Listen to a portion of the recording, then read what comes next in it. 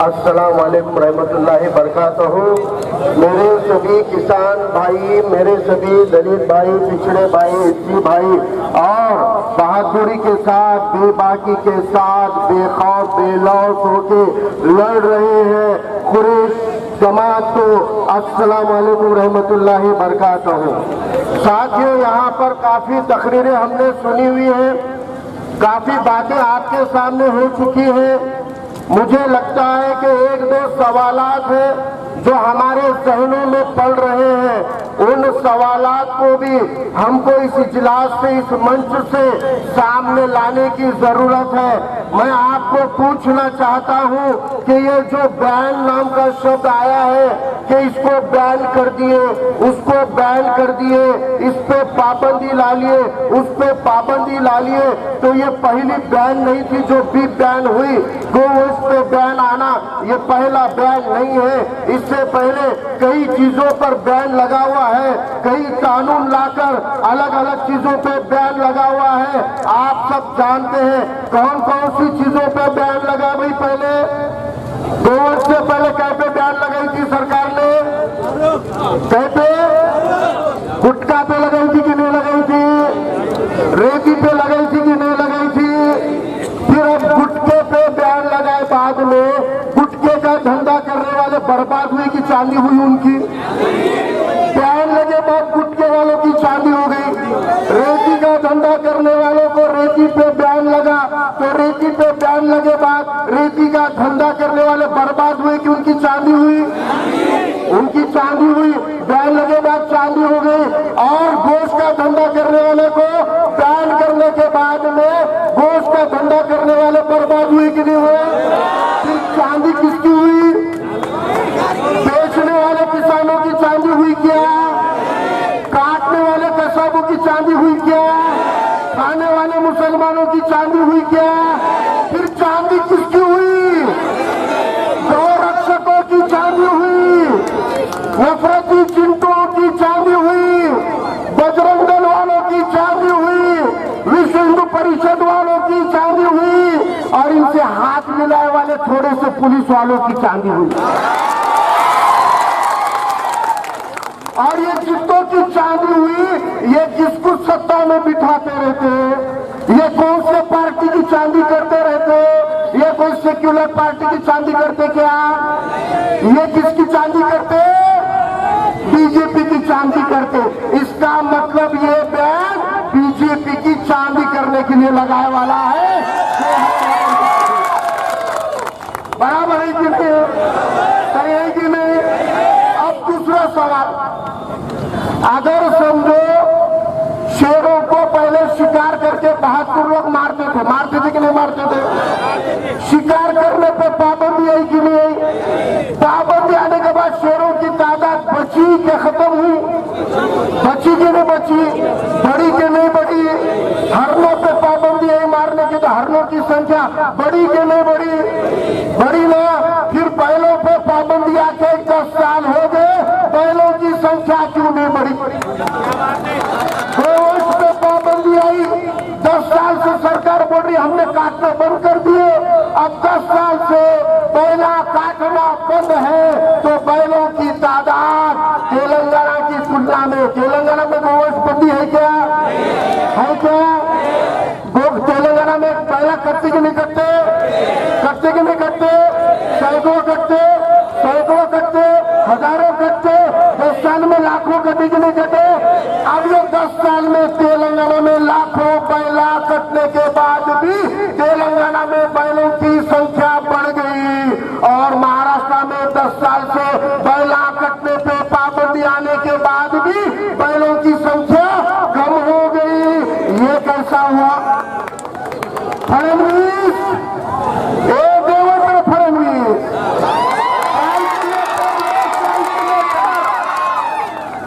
Calculator ले बापू और गणित मार। महाराष्ट्र में बैला कट रहे नहीं, बट रहे नहीं, गए कहां पे? गए कहां?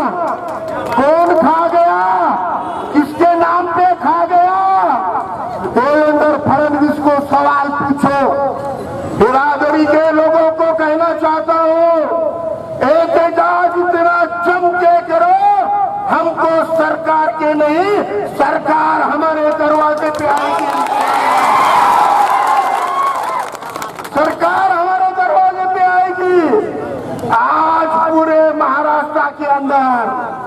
किसान भाइयों ने ऐसा पुच्छन मारे कि ये बोल बच्चों के मुंह बंद कर दिए। बयान लगा तब से कोई मुंह खोल रहा नहीं, बयान लगा तब से कोई सामने आ रहा नहीं। किस मुंह से बोलेंगे मियां भाई मेरा काटो बोल के, किस मुंह से बोलेंगे? बोलती बंद पुच्छन मार दिए, बोला बंद बोलती बंद। एक एहतजाज से सन्नाटा है। सरकार के लोग आदमियां भेज के बोल रहे हमारे पास बिरादरी को लाओ, हमारे पास लाओ, डेलीगेशन लाओ।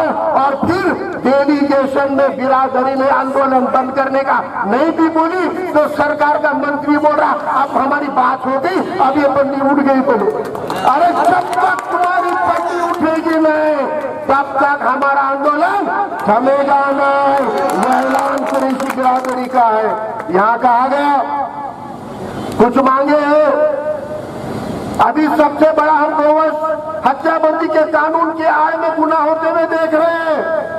किसान भाइयों के बारे में वो सोलापुर का कोई भी तथाकथित दो रक्षक बोला इनके आंदोलन में किसान कहाँ है। अरे किसानों की गत ऐसी कर दी है तुमने कि खुद के मुसीबतों पे भी किसान अब लड़ने के काबिल नहीं रहा, और लड़ रहा नहीं इसलिए खुदकुशी करके मर रहा है। उन पे खुदकुशियों की नौबत तुमने ला दी है। अब किसानों की लड़ाई कुरैशी समाज लड़ रहा है, अब किसानों की लड़ाई मुसलमान लड़ रहा है। पूरे आज किसानों के खुदकुशियों को बढ़ाने का काम ये कानून लाके करे। खेती करने वाले किसानों को खेती में बीज पेर कर मेहनत करने के बाद फसल से 2 पैसे मिलते, लेकिन फसल के अलावा किसानों के जेब में 2 पैसे अगर कोई पहुंचाता अल्हम्दुलिल्लाह अल्लाह उसका जरिया कुरैशी समाज को बनाता। इनकी बदौलत उनके जेबों में 2 पैसे जाते थे। तुमने कानून लाके उनके वो बैलों का एटीएम कार्ड बंद कर दिए।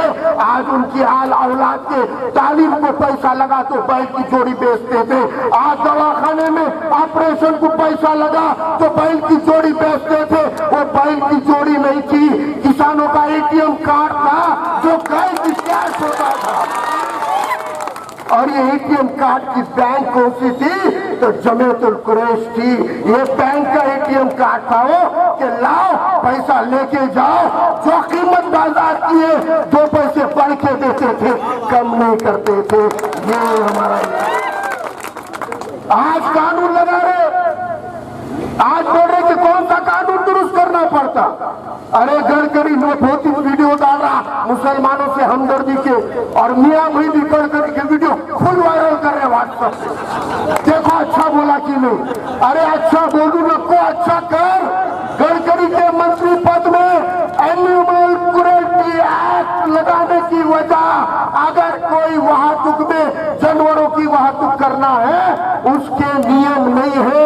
अगर नियम बन गए तो ये कानून के तहत कार्रवाई नहीं होगी। लेकिन ये कानून नहीं बना रहे। क्यों नहीं बना रहे? हफ्ते लेने के लिए नहीं बना रहे। कानून बन गया तो हफ्ते बंद हो जाते। पुलिस भाइयों को मैं कहना चाहता हूँ ये सरकार ये कानून बंदी लाकर तुम्हारी रोजी रोटी तुम्हारी तनख्वाह नहीं बढ़ा पा रही, इसलिए हराम के जरिए बना रही। मत करो। ये मुल्क ये देश जिस संविधान ने तुम्हारे आंख पे खाकी की वर्दी पहनाई है वो संविधान से बेईमानी मत करो। कुरैशी समाज की पिड़ौनुक मत करो। ये वर्दी रक्षा करने के लिए दी वाली है, भक्षा करने के लिए नहीं दी वाली। और आज हमारे मुसलमानों को देखते अगर खाकी की आड़ में तुम्हारे खून में उबाल आ रहा तो मैं बोलना चाहता ये मियां भाई को देखे बाद याद करो तुम कल तक चड्डी पे घूमते थे, चड्डी पहनते थे। तुम्हारे को चड्डी से पतलून पे लाने का काम ए एक मुसलमान ने करा, पतलून पहनाया। उसकी हमदर्दी तो करो। आज हमदर्दी करो, कानून से चलो, संविधान से चलो। कानून का गैर वापर करके आज कुरैशी समाज के ऊपर जुल्म करोगे तो याद करो ये जुल्म कुरैशी समाज पे नहीं किसानों पर है। जिस जय जवान जय किसान का नारा दिया उस किसान की खुदकुशियों में इजाफा होगा अगर ये एहतजाज ऐसा ही चलता रहा। उनके इस एहतजाज की वजह से हम किसानों की रुकावटों को दूर न करना चाहते हैं। एक सवाल का जवाब दो, अगर कत्ल के लिए जानवर खरीदना गुनाह है तो जानवर बेचना भी गुनाह है कि नहीं है? बेचना भी गुनाह है कि नहीं है?